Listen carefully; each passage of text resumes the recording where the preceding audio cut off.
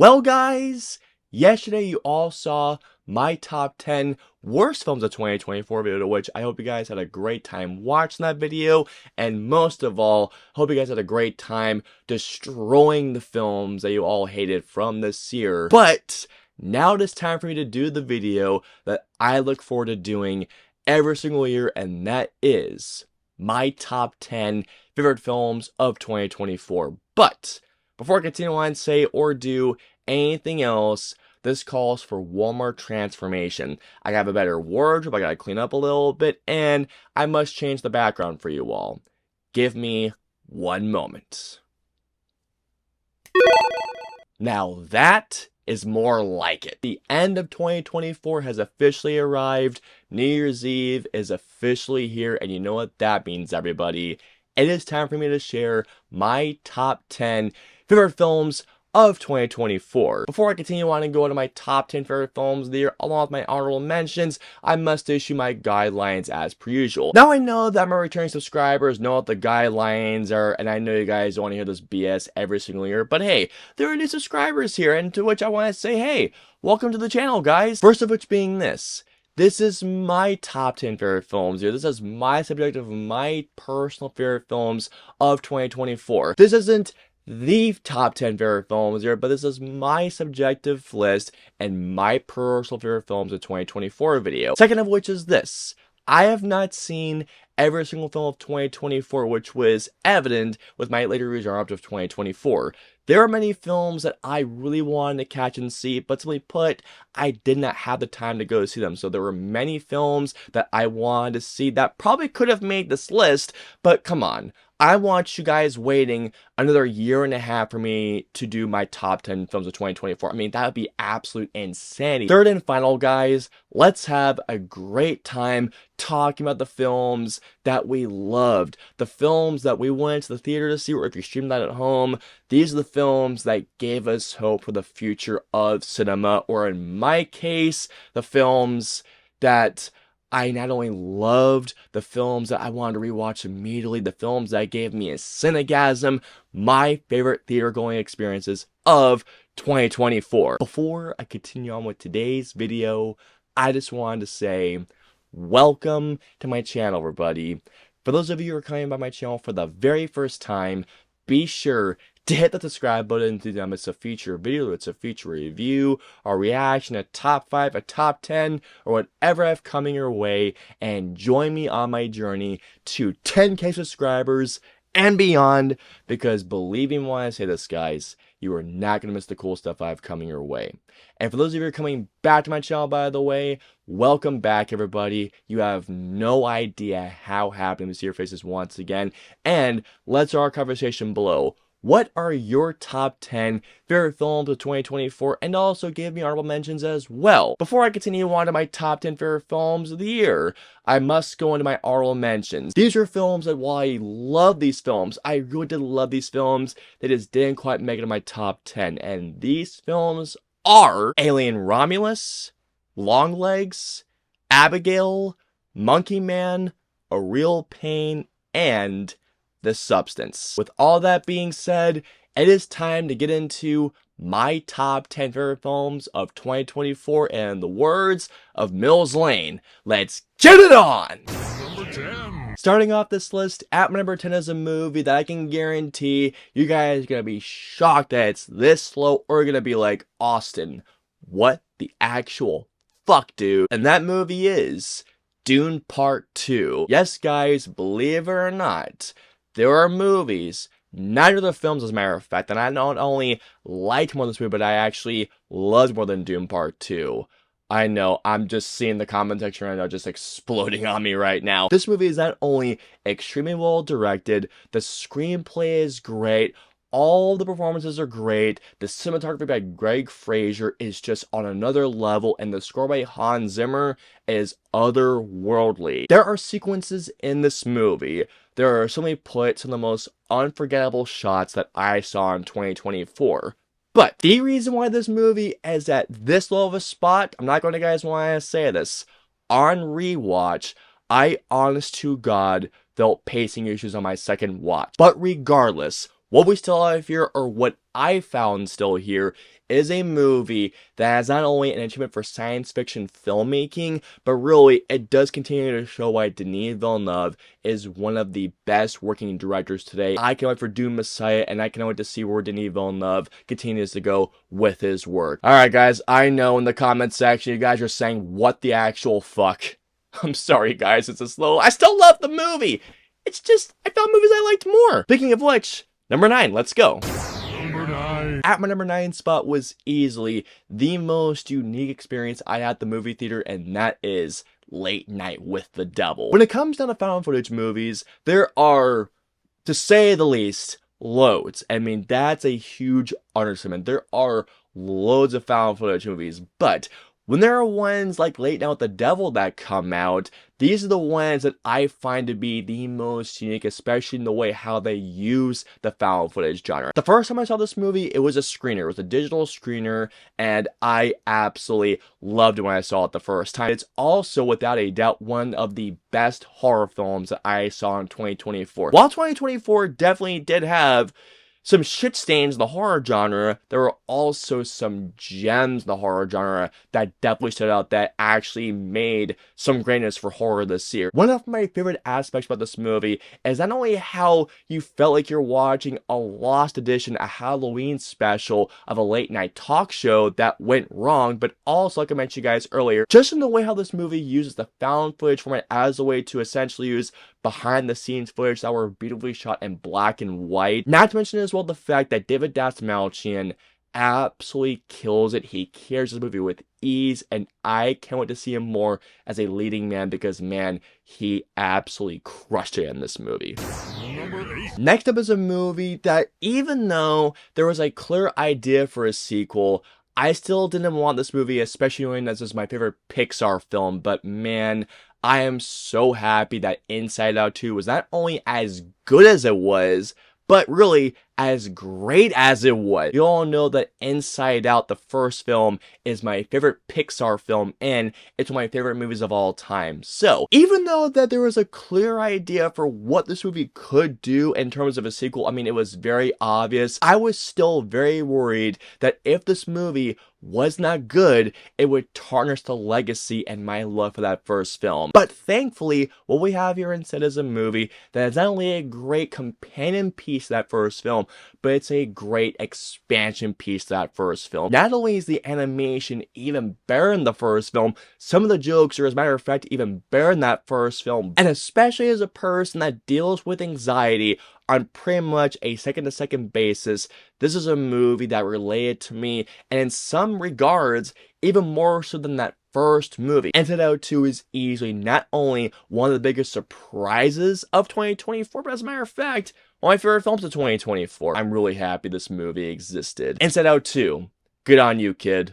Number 7. There are those certain films that once you see that trailer, you just think, there is no way this movie will be good. There is no way in hell this movie is going to be good. This will easily be on my top 10 worst films of the year, no question. But then you see that movie, and not only does it defy your expectations, but it exceeds them. Easily my biggest surprise of 2024, Transformers 1. First impressions on this movie were below zero. Like, this movie looked terrible, but man, this is a movie that surprised me and then some. When it comes down to my relationship with the Transformers movies, I've always felt that these movies, whether it's the live action films or the animated ones, even though, not gonna lie, I still have not seen the 80s Transformers movie, which I keep hearing the greatest things about, but that's besides the point. The Michael Bay Transformers movies, minus the first movies, are absolutely terrible. Bumblebee, I thought was great. Rise of the Beasts, I thought was a solid movie. It was a decent film, but without a doubt, Transformers 1 is easily the best Transformers film that at least I have seen. I felt like I was watching essentially X-Men First Class, but in Transformers style. From the voice acting, especially from Chris Hemsworth, Brian Tyree Henry, the musical score, the animation, the action sequences, the humor, and even though we know where the story goes, because, come on, who doesn't know that Optimus Prime and Megatron are who doesn't know they're enemies? It did not take away the fact that once it got to that part of the movie. Did I shed a couple of tears? Admittedly, I did. Josh Cooley and the team who made this movie, please, I am begging you, I want more. Please, I want more. Number 6. At my number 6 spot, I have Deadpool and Wolverine. The primary reason why this movie is this high up is because more of a sentimental reason. Those of you who saw my 13th anniversary video will all know that earlier this year, or actually the time this movie was coming out, I was going through easily, at least on a mental state, one of the worst times of my life. This movie was coming out, and to say that this movie provided me with the distraction that I needed to escape from reality was a huge understatement. And this particular thing helped me out a lot, and that was the fact that knowing that this movie was going to have the return of the first person that I ever saw on a big screen on a comic book film, and that is Hugh Jackman as Wolverine. Knowing that he was coming back to the big screen, and knowing that I was going through easily at the time being the darkest time of my life, it helped me get out of that period of my life. To Hugh Jackman, to Ryan Reynolds, to Sean Levy, thank you all so much for helping me get through one, if not the worst time of my life. On that second watch, not only was I able to actually enjoy this movie, but man, did I love this movie so much more on the second watch. As a person who grew up with the X-Men movies as a kid, this movie was such a great love letter to that era of superhero films. The love, the passion for those characters absolutely showed, and I had such a wonderful time with this movie. A great time, a kick-ass time, and on top of all of that, this movie helped me get through one of the darkest, and like I mentioned to you guys earlier, the darkest time of my life. Thank you, Deadpool and Wolverine. Number 5. Coming on to my top 5 favorite films of 2024. These 5 films for me were my favorite movie-going experiences of 2024, even though, admittedly, I did not see my number 5 in the theater, even though I regret it now not seeing this movie in the theater. Anyways, coming in at my number 5 spot is easily, without a doubt, the best animated film of the year, and that is The Wild Robot. This is one of those times that I regret not going to the movie theater or not going to the screen. Like, I wish I could have asked my dad or my brother, hey, can I borrow one of your cars, please? Because I need to see this movie. Without question, this is easily the best DreamWorks animated film since How to Train Your Dragon 2. I'm going that far. This movie was not only wonderful, it was charming, it was adorable, it was a heartwarming film at times, it's a heartbreaking film, but most of all, it is such an adventure.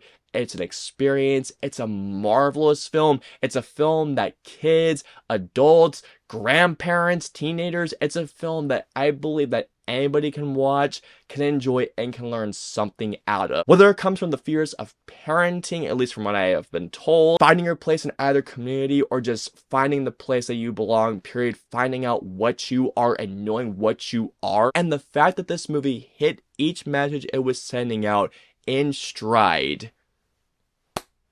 There were times where I fought back those tears, but then at one point, they came. I was like, don't cry, oh god dang it, I'm crying! A terrific animated film for everybody to watch. Number 4. Up next, at my number 4 spot, I have Heretic. You know when you watch those movies, and as you're watching that film, you just feel like that movie just speaks to you on a deeper level? That's how I felt when I was watching Heretic. I went to a Christian high school. At a certain time during my time at that Christian school, there were specific things that I was learning or I was being told that I started questioning and I started debating. This is a movie that spoke to me, and it just made me think, where has this movie been in my life? Something that I really respect about this movie is that as I was watching this movie, I never felt like it was kicking you down, whether if you're a believer, a non-believer, if you have a stance on something, if you believe in something. This is a movie that I feel like can be enjoyed by both sides of the coin. I think that this is a movie that is not only a great thriller, but it's also a great conversation piece. Not to mention as well that this movie has 3 unforgettable performances. Chloe East, Sophie Thatcher, and most of all, Hugh Flarkin Grant, who easily gives, at least in my personal opinion, even though I know he won't get freaking nominated because the Academy has a bias towards horror films. Hugh Grant should easily be in consideration for Best Supporting Actor or Best Actor. It's either one of those two. The moment that the third act hit and the moment that that ending hit, that beautiful final shot. Bra fucking vo. At number 3 spot is the movie that provided me with one of the most unforgettable epic odysseys that I had seen on the big screen this year, and that is Furiosa, a Mad Max saga. This is a movie that just hits you right in the face with not only beautiful, stunning visuals, but also with roaring, and I mean roaring sound. It's not better than Furio. Let's just get that out of the way really quick. At the same time, what is Furiosa to Mad Max? Not only a great companion piece, in fact, and a phenomenal companion piece of Fury Road, but at the same time, this is a movie that not only does that, but it enhances Fury Road and makes Fury Road what was already one of the greatest action films of all time an even better movie. This movie was an epic, supercharged beast of an odyssey that the moment it started to the moment it ended, I could not get enough of this movie. While Furiosa doesn't have the propulsive, hard-hitting action of Fury Road, it still has, by the way, some incredible action set pieces. What does this do to make up for it? It presents with this epic odyssey of a journey that shows how Furiosa become the badass that she is in Fury Road. Anya Taylor-Joy was great as Furiosa, and not to mention as well, Alila Brown was brilliant as a young Furiosa, but the person to mention is Chris Hemsworth as Dementis. Holy shit! The second time I saw this movie, it went up to a 5 out of 5. What a brilliant action film and what an adrenaline-fueled ride this movie was. I want more Mad Max movies. How the hell does George Miller still make these movies at such an old age? What a freaking rock star. Number 2. Coming on to my top 2 favorite films of 2024. These are the movies that gave me the most unforgettable experiences that I had in the theater. At my number 2 spot, I have Civil War. I completely understand that this movie is a polarizing movie. This is a movie that you either love or hated. For me personally, I mean, it's my number 2. That should already tell you that I love this movie. Civil War for me was not only one of the most, or excuse me when I say this, not only the most haunting movie-going experience I had this year, but also one of the most stunning experiences I had all year. This was a movie that the moment it ended, I just sat there speechless for a good few minutes, processing not only the beauty this movie presented to me, but also the horrors this movie presented to me. I was scared just thinking this movie was gonna take a side and just essentially just hammer opinions in your head constantly. But thankfully, what this movie is instead is a movie that follows these photojournalists, and it does the smartest thing possible, presenting you with imagery and also sounds and a story that has not only one of the most unforgettable experiences I had all year, but juxtaposed with one of the most terrifying experiences I had all year in the theater. If Civil War really is Alex Garland's final film as a filmmaker, at least for me, he went out swinging and he hit a home run. And yeah, he had a freaking home run with this movie. The only reason why this movie is my number 1, well, actually 2 reasons. I feel like there were some odd song choices that, while they're good songs, sure, they're good songs, the placement in the movie just felt was a bit odd. And in order to really be on my list, you have to be very watchable. Now sure, while Civil War isn't necessarily a movie I'll rewatch all the time, it is a movie I'll rewatch every so often. I made the decision to rewatch this movie just last night. Yeah, it stays on my number 2. What an excellent film. It's number 1. Here we are, everybody, coming on to my number 1 favorite movie of 2024. When it comes to being on my top 10 favorite films of the year, of really any year, there are always some guidelines that I must have for myself in order to be on my favorite films of the year list. The films on my list always have to be the ones that gave me the most emotional value, they always exhilarated me, and they're always the one that just impacted me. But most of all, there must be a rewatch value to all these movies. This is a movie that not only does all those things, but it does it even more so. What's my number one favorite movie of the year? You guys will probably know what it is because I haven't stopped praising it ever since I saw it earlier this month, but easily, without a doubt, my favorite movie of 2024, the one film I actually bought the record of the score to this year, and that is Nasfatu. There are no words that I can describe how much I love this movie, how much I adore this movie. Keep this in mind, guys. This movie is a remake. And not to mention it's a second remake of the classic film that is looked at as a template for horror films, especially for vampire films. While I have not seen the Werner Herzog version, which I keep hearing amazing things about, what Robert Eggers did with his remake of that classic film is nothing short of spectacular. Whether it comes down to his directing, the screenplay, the phenomenal performances. I mean, oh my god, how great are the performances in this movie? Especially from Lily Rose Depp, who gives one of the best performances of the entire year. Nicholas Hoult, who is amazing. Aaron Taylor Johnson, Emma Corrin, Ralph Ineson, William freaking Dafoe. And not to mention as well, guys, and I cannot forget about him, Bill Skarsgård as Count Orlok. How in the shitting hell did he lower his vocal range that low? How was that Bill Skarsgård? The entire movie, I was glued. I was transfixed during this movie. I barely moved a centimeter during this movie. You know how I felt when I was watching this movie? I felt like Hugh Jackman in The Fountain as I was just experiencing the cinegasm that Nosferatu was showcasing for me, and my god, what a fucking cinegasm this movie was. The moment that the screening ended, I went right to the rep and I said, please rewind that film immediately so I can re-experience that film immediately. How this movie does things in the way of a horror film, a gothic movie, a gothic horror film, a gothic romance, a tragedy in some certain ways. I don't know how the hell Robert Eggers did it, but man, he freaking nailed it. This is the second time that Robert Eggers has made it onto my number one list of favorite films of the year.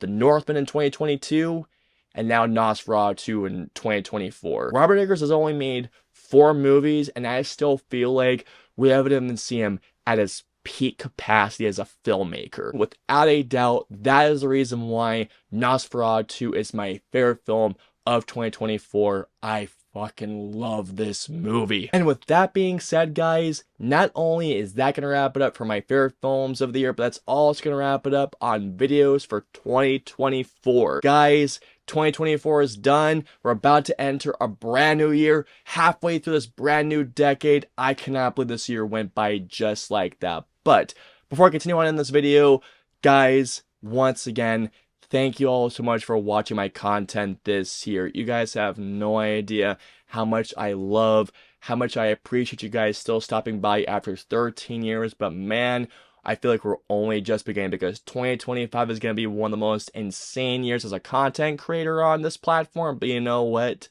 I cannot wait. I hope you enjoyed my top 10 favorite films of 2024. If so, please hit the like button, or if you dislike this video, hit the dislike button. If you guys want to see my previous 2 videos, please click right there or right there. And of course, until my next review or video goes live, I'll see y'all next time, and also, Happy New Year, everybody. See you all in 2025.